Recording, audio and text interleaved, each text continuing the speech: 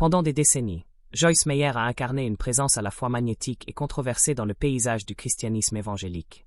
Avec ses jets privés, sa demeure opulente à plusieurs millions de dollars, et ses sermons promettant percées spirituelles et abondance financière, elle a construit un empire qui transcende les frontières religieuses, culturelles et géographiques. Sa voix, portée par les ondes radio, les écrans de télévision et les pages de best-sellers, a résonné dans les foyers du monde entier, offrant espoir et guérison à des millions de personnes. Mais en 2025, à l'âge de 82 ans, Joyce Meyer se retrouve à un carrefour moral et personnel, confrontée à une tempête médiatique déclenchée par le scandale des abus au sein du réseau des Stars Télévision. Ce scandale, loin d'être une simple controverse passagère, touche une corde profondément sensible dans son histoire personnelle, marquée par les traumatismes de son enfance. Pour la première fois, elle choisit de parler sans détour, assumant ses convictions avec une clarté qui surprend même ses plus fervents détracteurs.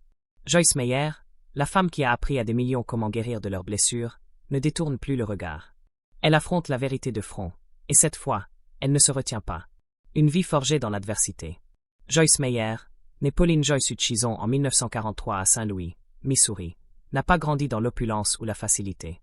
Son enfance est une tapisserie de douleurs et de luttes, tissée de traumatismes qui auraient pu briser une âme moins résiliente. Fille d'un vétéran de guerre au comportement erratique, Joyce a subi des années d'abus physiques, émotionnels et sexuels de la part de son père, une réalité qu'elle révélera plus tard avec une franchise déchirante dans ses sermons et ses livres. Ces expériences, qu'elle décrit comme une prison de honte et de peur, ont façonné non seulement sa foi, mais aussi son message central. La guérison est possible, même après les blessures les plus profondes. J'ai transformé ma douleur en carburant, dira-t-elle lors d'une conférence en 2010, une phrase qui résume l'essence de son ministère. En nommant publiquement ce que tant d'autres taisaient, Joyce a donné une voix aux survivants, offrant un espace où la honte pouvait être remplacée par l'espoir. Cette vulnérabilité, rare dans le monde souvent policé des prédicateurs évangéliques, a conféré à son message une authenticité brute, touchant des millions de personnes qui se sentaient brisées, rejetées ou indignes. Bien qu'elle se soit convertie au christianisme à l'âge de 9 ans, Joyce décrit ses premières années de foi comme arides, presque mécaniques. Élevée dans un foyer où la religion n'était pas une priorité, elle manquait de mentors pour guider ses pas spirituels. Personne ne m'a appris à marcher avec Dieu, confiera-t-elle dans son livre Battlefield of the Mind. Ce n'est qu'en 1976, à l'âge de 33 ans, qu'elle vit une transformation spirituelle profonde. Un matin, alors qu'elle conduisait après un rendez-vous chez le coiffeur, elle raconte avoir entendu la voix de Dieu l'appeler par son nom, un moment si puissant qu'il la laissa tremblante. Plus tard ce soir-là, dans un lieu aussi improbable qu'un bowling, elle décrit une expérience où elle se sentit ivre du Saint-Esprit, une rencontre divine qui redéfinit sa vie. Ce moment, bien qu'inhabituel, incarne l'essence du ministère de Joyce. Dieu peut se manifester n'importe où, dans les moments les plus ordinaires, pour transformer une vie. Sans formation théologique formelle, dans un monde où les femmes pasteurs étaient rares, Joyce commence modestement, animant une étude biblique matinale dans une cafétéria de Saint-Louis. Ce qui aurait pu rester une initiative locale devient rapidement un phénomène.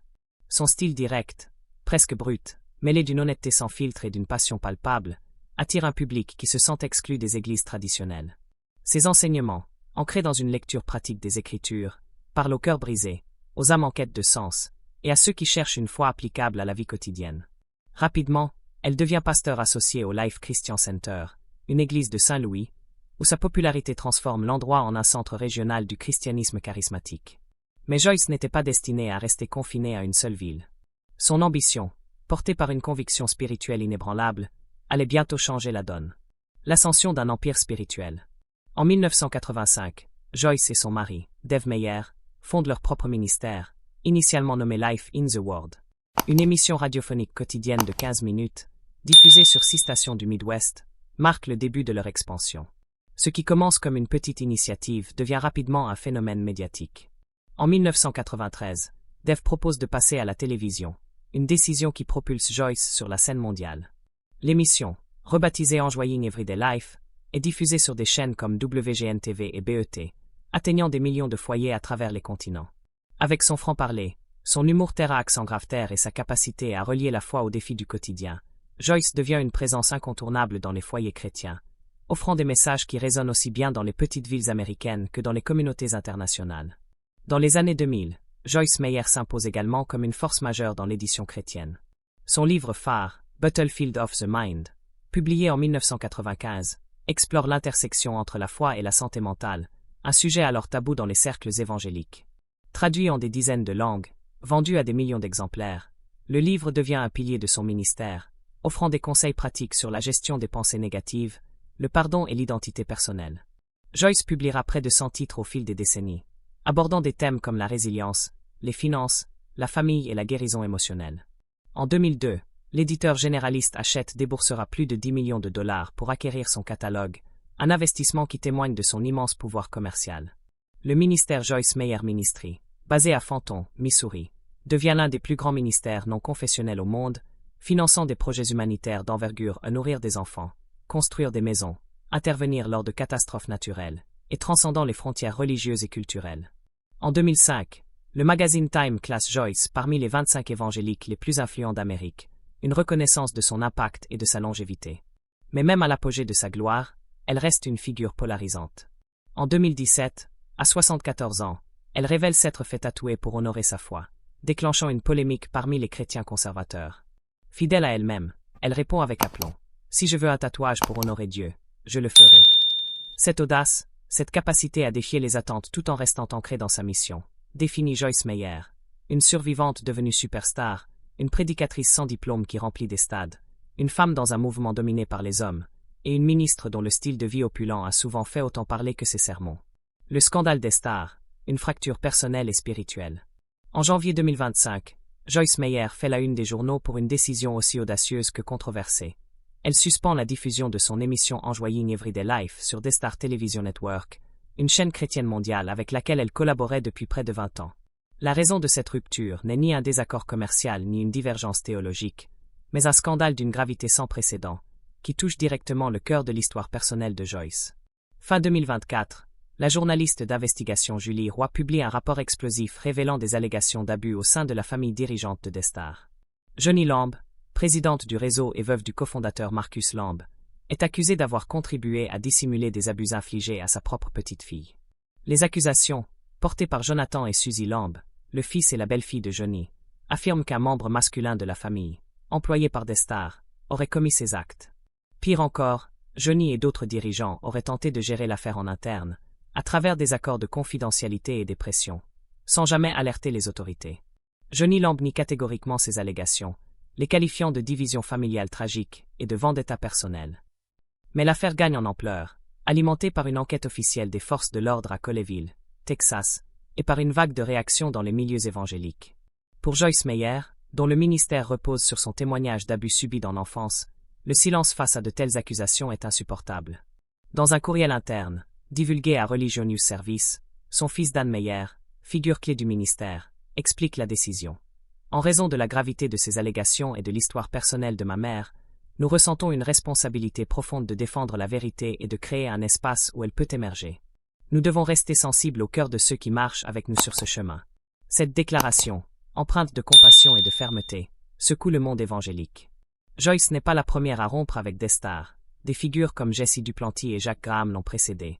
Mais elle est la première à invoquer directement le scandale des abus, ancrant sa décision dans une clarté morale qui fait écho à son propre parcours.